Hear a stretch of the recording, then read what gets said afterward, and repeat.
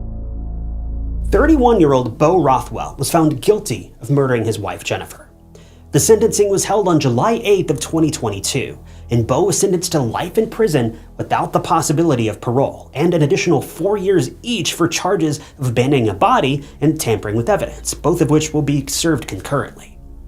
After his sentencing, Bo delivered a statement to Jennifer's family, apologizing to them and saying that he thinks about her every day and that she was his best friend.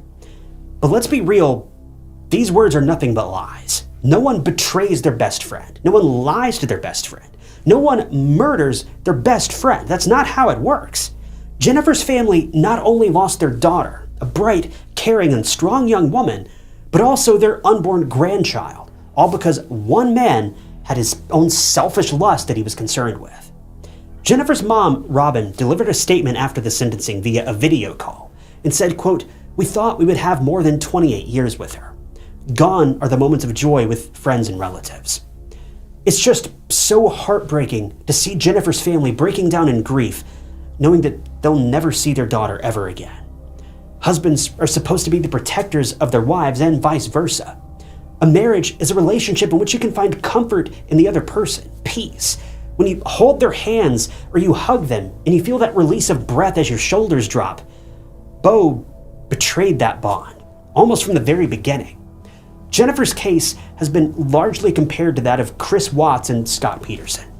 Bo, like Scott and Chris, was the reason behind his wife and baby's death, and the men also had a common motive: to leave their wives for another woman. Moreover, all of the men actively participated in searches for their wives after they had killed them, and tragically, the wives were each also pregnant at the time of their murders. These men are three peas in a pod, if you ask me. Murdering your own spouse is one thing, but it's just so frightening to think that someone can do something so heartless to an innocent life that hasn't even been brought into the world. You can't be more convinced that these men are monsters and deserve their own private quarters in hell for taking the lives of not only their wives, but their unborn children. This case is devastating on so many levels. To think that a husband, the person whom you trust the most and vow to spend the rest of your life with, can come up with a diabolical plan to ruin so many lives so quickly is beyond chilling. There are so many ways to end a relationship without risking anyone's life, but some people just want to have their cake and eat it too. And this case was a horrific example of just that. Bo wanted to start his life fresh, but didn't want to paint himself as an unfaithful husband, so he carried out a vicious attack on his unsuspecting and pregnant wife. If there's any consolation for this grieving family, Bo didn't get the life he wanted either. Now he's in prison for the rest of his life, labeled as a cheating murderer. I just hope that Jennifer's family clings on to this as some semblance of peace for their battered hearts, because there isn't a moment that goes by when they don't remember their bubbly, beautiful daughter every single day.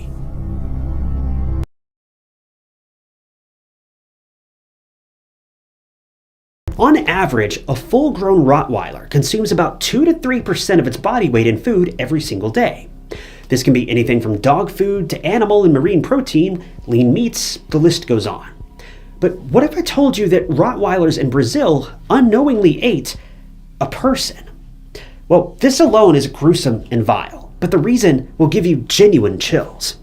I wish I could say that it wasn't real, but when 25-year-old Brazilian model, actress, and mother Eliza Samudio went missing, no one expected her remains to have been fed to Rottweilers, not even the police. Dubbed the invisible victim, since her remains can never be recovered, Eliza Samudio's case is going to leave you terrified, revolted, and in complete shock, because it's the nightmarish depiction of the justice system siding with the famous and wealthy, judging the victim by their profession, and ultimately failing to protect them.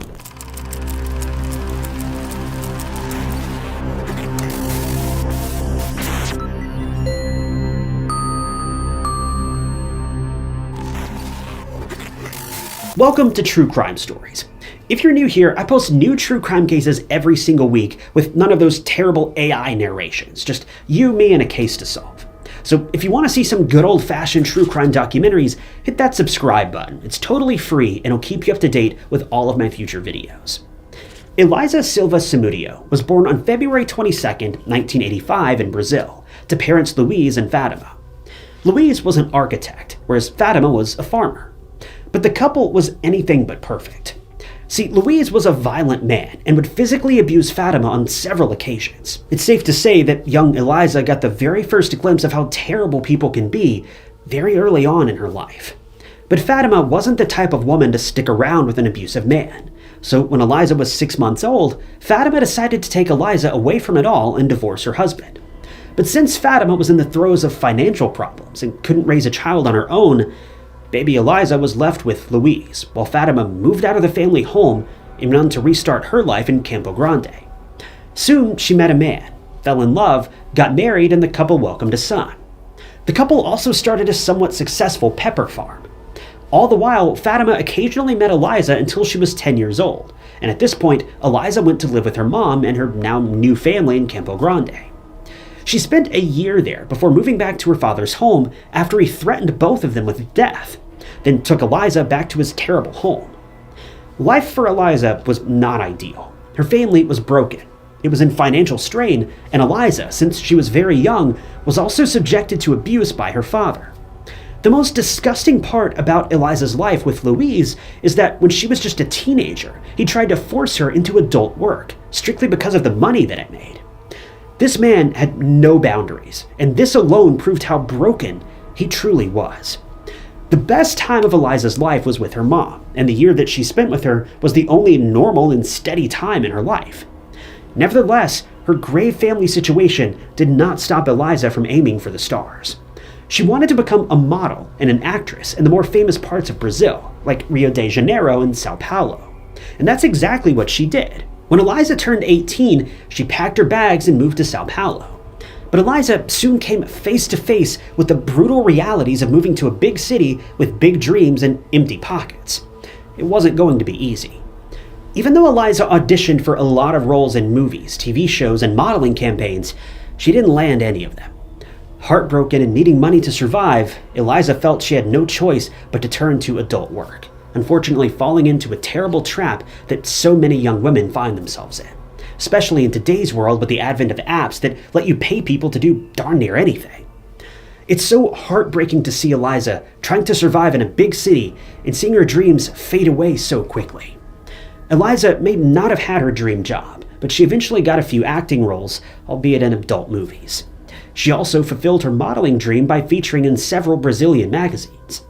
This was pretty much the gateway to success for Eliza, and it opened up a whole new world of opportunities and connections for her.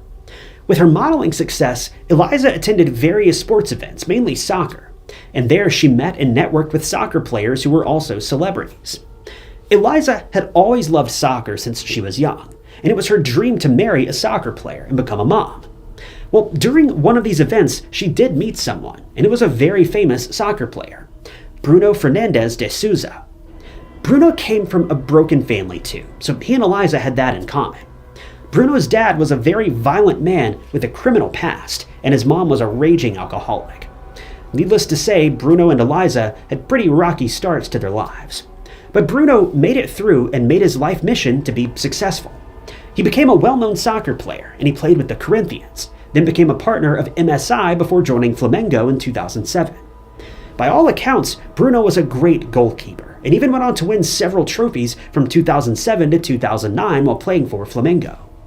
But Bruno, at the time of meeting Eliza, was married to a woman named Diane. This was something that Eliza knew about, but it didn't stop both of them from engaging in a full-blown affair. Bruno wasn't looking for anything serious, since he was a famous soccer player, and he was obviously already married, but he wasn't opposed to running around behind his wife's back. According to some of Bruno's acquaintances, he had even promised Eliza that he would divorce his wife for her. But we don't know whether what he was saying was true or if he was just trying to pacify Eliza, who definitely wanted something more than a behind-closed-doors fling.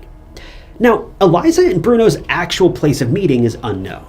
According to some of Bruno's friends, the couple met in 2008 at a barbecue, but according to Bruno, they met at a party. Regardless, the two would spend a lot of nights at Eliza's house away from the press, and a few months into the affair, Eliza fell pregnant with Bruno's baby. Now, Bruno did not take this news well, and he began acting like this was somehow Eliza's fault. But correct me if I'm wrong, but I'm pretty sure it takes two people to make a baby. It's not like Eliza tricked him into doing anything. It was purely an accident, and regardless, because of the pregnancy, Bruno broke up with Eliza, which is so nauseatingly infuriating. Not only did he completely ditch his responsibilities of being a father, but he happily bummed these responsibilities off onto the child's mother, leaving her to fend for herself when she needed help the most. Bruno, after the breakup, became insistent that he didn't want the baby, claiming Eliza was just a distraction for him, and that he wasn't looking for any commitment. He even went as far as to try to force Eliza to get rid of the child, but thankfully Eliza stood her ground and wanted to keep the baby. This proved to be troublesome for Bruno and his reputation, because people started to talk.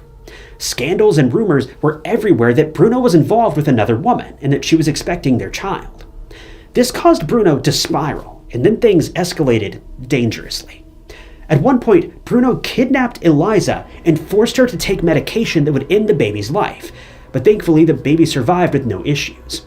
But this incident caused Eliza to finally come out to the public and file a police report for her safety on October 13th of 2009. In her statement to the police, Eliza said Bruno was a volatile and dangerous man. When the case went to trial, the only protection Eliza got was an order that banned Bruno from coming within 300 meters of her, which wasn't nearly enough for Eliza, who was genuinely scared for her life. But the investigators failed to study her case further and give her the protection that she needed. It's believed that since Eliza had previously been involved with adult work, the police more or less wrote her off, gave her a simple restraining order, then sent her on her way. What Eliza really wanted was protection, surveillance, something. After this letdown, Eliza turned to Brazilian news stations and came out with details about her and Bruno's affair, which was a full blow to Bruno's personal life and his reputation. Eliza also demanded financial support from Bruno, but the court turned a blind eye to this, as the couple's relationship wasn't official. Which is completely ridiculous if you ask me. If having a child together doesn't make a relationship official, then I don't know what will.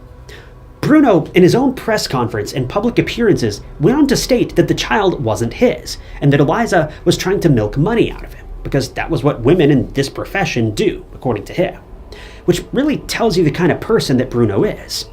Eliza, on the other hand, shot down these derogatory allegations from Bruno, and confirmed she had been faithful to Bruno from the get-go, even though he hadn't technically been faithful to her, though because he was married.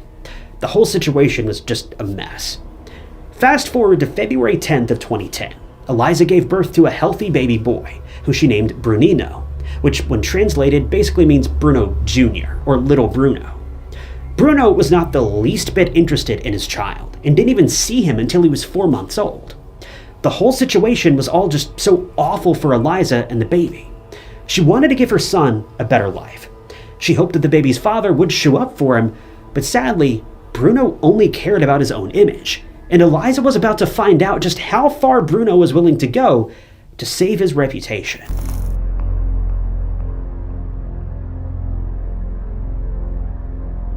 Fast forward to June 4th of 2010. This was the last day that Eliza reached out to anyone. It was actually Eliza's mom, Fatima, who found it weird that her daughter hadn't reached out to her in so long.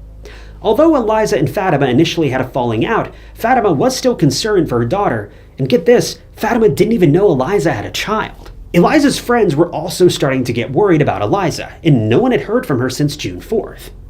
Not long after, 25-year-old Eliza Samudio was reported missing. What was so terrifying was that her baby, Brunino, was nowhere to be found, and this, for police, was a race against time. They immediately opened an investigation, and the news of the Brazilian model was everywhere on the news stations. The detectives looked into various people of interest, and one of them was Bruno. Now, when the investigators questioned Bruno, he vehemently maintained his innocence, saying that he had nothing to do with Eliza's disappearance, the child, and even claimed that he wasn't the father, and that Eliza was just a distraction for him. The same things he kept repeating to the media all those months ago. June 24th, 2010 rolled around, and this is when a shocking and terrifying turn in the case was revealed. See, the police received an anonymous call from a person who stated that Eliza had been tragically murdered, and her body was buried under the concrete floor of Bruno's farm, and that all of the evidence had been burned. Now, even though this was a believable lead, as everyone had a lingering suspicion that the star goalie definitely had something to do with Eliza's disappearance, it wasn't as easy for the police. They couldn't obtain a search warrant for Bruno's residence, because he was a prominent figure in the investigation, didn't want to rock the boat unnecessarily, which is so hard to wrap your head around. The political climate in this area is apparently just so vastly different from other parts of the world. This is where the police and the justice system failed poor Eliza. Authorities failed to protect her in the beginning for reasons that are so asinine. And now, when Eliza and her son are missing, the investigators cared more about Bruno's public image than a woman who could very much be in danger at that time.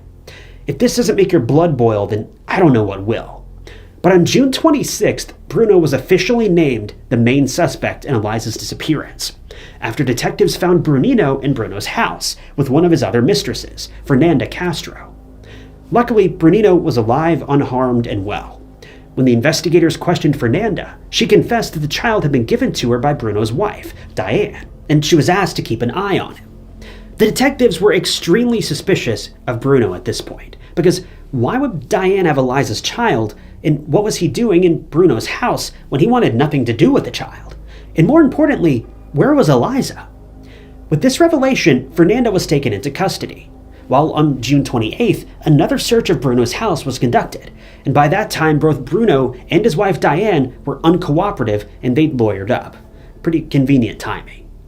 Well, the investigators found a lot of disturbing things during their search. Eliza's belongings, including her sunglasses and a pair of black shoes. They also found several baby diapers, and when they searched Bruno's Range Rover, the police found traces of blood, and this was taken in as evidence. When the investigators took all of this evidence to court, though, the judge dropped the case, as the evidence unfortunately wasn't enough. And in all fairness, outside of the blood, which wasn't even proven to be Eliza's at this point, you have to admit the rest of the evidence is fairly circumstantial. I mean, if the two had been dating, it makes sense that a few of her items could have been found at Bruno's home. But on July 6th, 2010, though, someone incredibly close to the case contacted the detectives with more evidence than they could have ever asked for.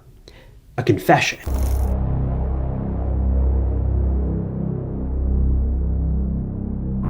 The man who reached out to investigators was a 17-year-old named Sergio, who was Bruno's cousin. He had some very harrowing details to share with police. According to Sergio, he'd been an accomplice in the murder of Eliza, which was planned by none other than Bruno. According to Sergio, Bruno had reached out to a local hitman and a former police officer named Marcos dos Santos, also known as Bola, and had asked for his help in getting rid of someone who was trying to harm his reputation. Sergio's version of events stated that Bruno was also one of the last people to talk to Eliza on June 4th, when he proceeded to invite her to his farmhouse in Esmeraldas. He apparently wanted to come to an agreement about child support, get a paternity test, and sort out other financial disagreements that the couple had. Since Eliza didn't have a car, Bruno decided that he would pick her up from her place. When a car pulled up in front of Eliza's home, Sergio was in the back seat, while another friend of Bruno's, Luis Enrique Ramal, was driving the car. Eliza unknowingly got into the passenger seat with her baby in her arms, and that was tragically when Sergio launched an attack on her. He was armed with a firearm, but Eliza fought to the bitter end, trying to grab the weapon from him. When Sergio tried to fire at Eliza, he found the gun wasn't even loaded, but as a last resort, Sergio hit Eliza on the head with the butt of the firearm until she lost consciousness, and she was then taken to Bruno's house, where he and Bola were waiting for her. Eliza's belongings were taken and burned, and Bruno ordered Bola to, quote, deal with her, but didn't say anything about the child. Bruno then left the scene after paying his henchmen. A day later, on June 5th, Bruno had a big game to play with his team, giving him an alibi. Sergio then proceeded to confess that Eliza was held by a local gang for days before her life was ultimately taken, and she was then fed to a group of Rottweilers. After this was done, Brunino was handed over to Bruno, and that was the end of Eliza's story. Now, Sergio's confession, even though it was choppy and kept changing at times, was very much in line with the anonymous call that the investigators had received. It was also believed that whatever was left of poor Eliza was entombed in concrete to remove every trace of her, which was Bruno's intention from the start. According to the evidence that police gathered, Eliza likely lost her life on June 10th, meaning she'd been held by her captors for 6 days while they did who knows what to her. And this is just a level of tragedy that's just too much.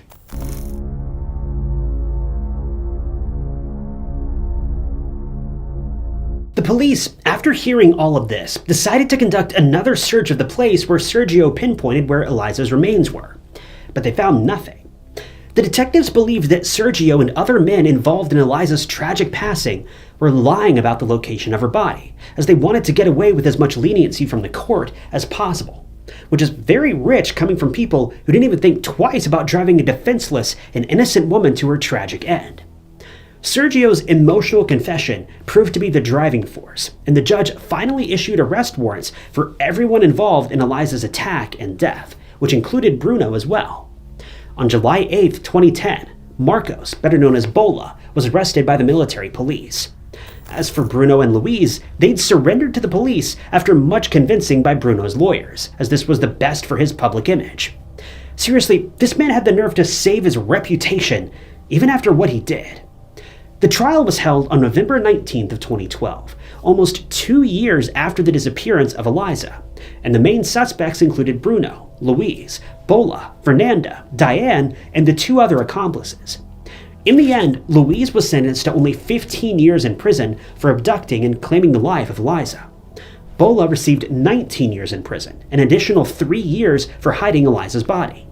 Bruno's mistress, Fernanda, received 5 years in prison for withholding information from the authorities. For Bruno's trial, Sergio was the star witness, who was found not guilty since he was underage at the time of Eliza's passing. But something drastic did happen. See, Sergio had mysteriously passed away in 2012 after being hit by a motorcycle that had apparently been following him home from work. Even though it's assumed that Bruno didn't have anything to do with Sergio's death, it is a bit mysterious how he died, knowing that Bruno's trial was just around the corner. At Diane's trial, Bruno's wife, Diane was found not guilty and got off completely. In December of 2012, Flamengo officially terminated Bruno's contract, as Bruno's involvement in the team was causing the club to lose sponsors. So in the end, Bruno's reputation was still ruined, meaning at this point, Eliza had lost her life for nothing. Finally, in 2013, Bruno was found guilty of murdering his mistress, Eliza, and he was sentenced to 22 years in prison. But Bruno's story is not over yet, because in 2017, 4 years after Bruno was imprisoned, an appeal was filed by his attorneys, and Bruno was shockingly set free. Within days of his release, Bruno joined another soccer club called Boa Esporte, for which he played a game on April 8, 2017, which is just insane. A man who was imprisoned for murder was now out and free to live his life, although this new club also lost all of its sponsors after Bruno joined, and there was a huge display of disgust from the public directed towards Boa Esporte for taking a convicted criminal in the club. But that wasn't for long, because Bruno was rearrested after his appeal was rejected, and he had to live out his full sentence, meaning his contract with the new club was also terminated. But this was also short-lived, because in July of 2019, Bruno was given a semi-open prison sentence in which he was allowed out of prison during the day but was locked behind bars during the night, which is downright absurd. It's so baffling to see that the court is willing to treat Bruno, a convicted murderer, with so much leniency just because he's famous, yet the system completely failed to give Eliza protection, a single mother who was just trying her best to move on with her life. Later on, Bruno went on to join another soccer club, but his contract was yet again terminated because he couldn't make it to practice and training sessions because of his prison restrictions. Bruno eventually divorced his wife and went on to marry someone else in prison. So by all accounts, Bruno was living a pretty normal life. He's still serving his semi-open prison sentence, and he currently has another family and is looking for another soccer club to join.